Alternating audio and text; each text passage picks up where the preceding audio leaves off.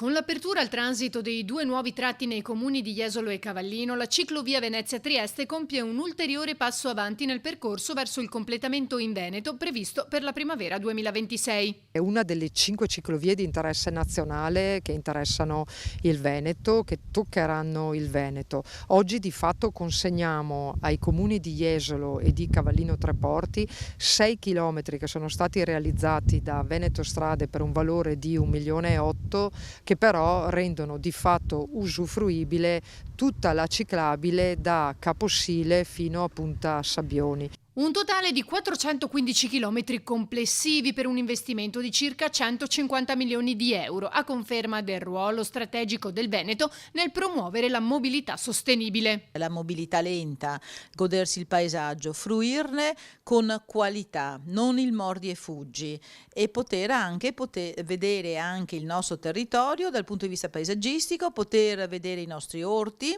i nostri pescatori, il nostro porticciolo, e poter anche avere un contatto con il territorio a 360 gradi, con i ristoratori e anche con la rete commerciale.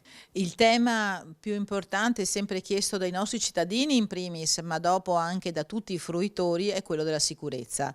La divisione del traffico, la divisione dei flussi, la messa in sicurezza della viabilità per noi fin dal primo giorno del nostro mandato e ancora oggi, e continueremo, è proprio quella di garantire la sicurezza nella mobilità. Una volta ultimata, la ciclovia collegherà Venezia a Trieste lungo un percorso di circa 280 km, di cui circa 120 in Veneto, attraversando 2 regioni e 32 comuni, di cui 10 veneti.